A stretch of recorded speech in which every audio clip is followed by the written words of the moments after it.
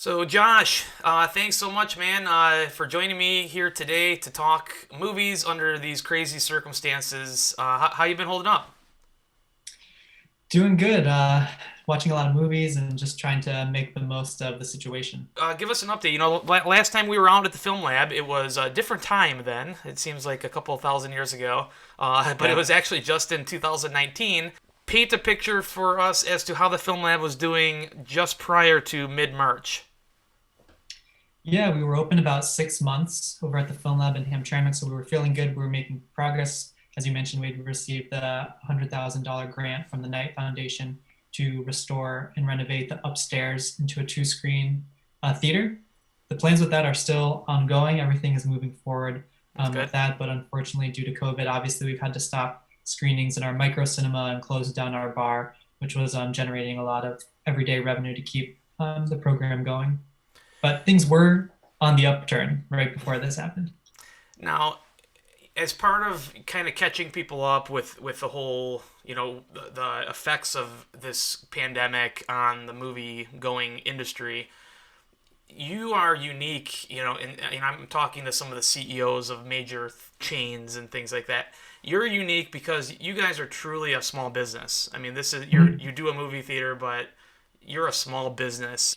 Yeah, obviously, like you said, we are a really small business. It's run by my partner, Lars Fire, and myself. We have 5 employees who help us sell tickets and make drinks and run everything over at the theater. So we are a super tight, small knit organization, just getting started, just getting off our feet, just working off all the costs that it took to get everything up and started. So our revenue was, of course, made through bar sales, concession sales, ticket sales, and that's all had to completely stopped due to the stay-at-home order. But we've had a really supportive community, and we launched a membership program, and we've been selling ticket packs so people can buy like a 5 pack, 10 pack ticket for once we reopen, and same with the memberships, which offers different benefits. So people have been super supportive and want to see us be able to continue showing the amazing films from all over the world that we do. So I felt lucky that there's been such support from the community in that sense that they want to see us really thrive and not let this closure take us down.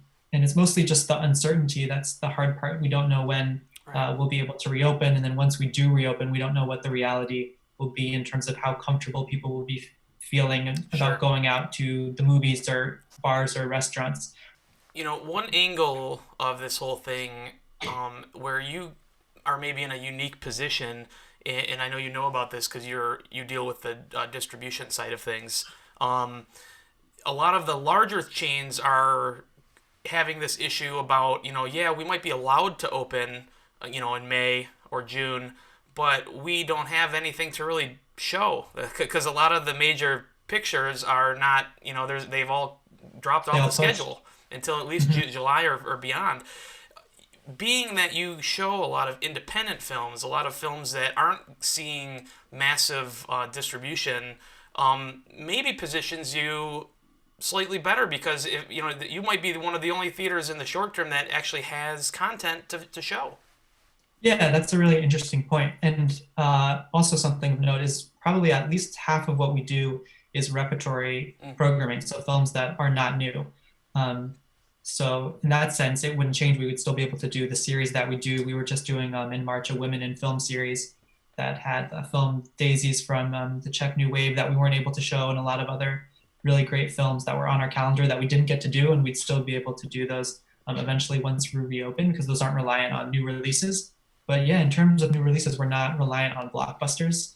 And we work with a lot of really great small distributors who have a lot of content that they want to get out there, and they're not expecting yet to be in these giant multiplexes anyways. So it might not affect us in the same way. And the distributors have been really supportive. A lot of them have launched virtual cinema programs. So it was content that was maybe in the process of being released when the shutdowns happened, that they were able to put the content online, and they are able to kind of connect it to different local art house theaters. So you can come to like the film lab, and when you buy a ticket, it supports us in the same way when you would buy a ticket in person. So every theater has their own individual link. So it's kind of VOD, but it's a new concept in that you're actually supporting the theaters, and it's a 50-50 split of tickets, similar to what it would be in person. It's actually allowed us to show more movies than we would have, and a more diverse content than we would have if we were open. So it's a new world. We're adjusting to it, but really feel grateful to the distributors for working with us in that way. That's fantastic, and I've seen that on a lot of your social media. This concept of virtual cinema, which I think, people are starting to kind of. There's a curiosity as to what that means at first, but to hear that they're still able to support the local theaters, I think is a big draw to why people might want to try this out. Where do people go, right now to support the Film Lab? Would they just show up to your website? Is there a specific way that they would get access to these links? Yeah, if you show up to our website, there's a link for the virtual cinema, and all the titles are listed there. Right now, we're releasing 3 new titles every Friday, and they stick around for 2 weeks each. So you have a good amount of chance to catch them. You can see them there. And then we also have links for our memberships, donations, ticket packages, all the different ways that you can support us to continue supporting the arts community, both here in Hamtramck, Metro Detroit, and the larger art world, art cinema world that we support as well. Do you foresee the virtual cinema thing being a temporary kind of stopgap, or do you kind of think that that's a thing that might be here to stay moving forward? Yeah, I'm actually really interested in the concept of it moving forward. Like I said, it allows us a really small micro cinema to show more films than we would normally. Hmm. So I can see that in a case where maybe we don't have a chance to bring it to our micro cinema. But since we only have one screen, and multiplexes sometimes have 12 screens, so they're Right. able to show a lot more films. So maybe there's a movie we really wanted to show, we didn't get the chance, and we can show it in our virtual cinema and offer it to our audience to watch at home.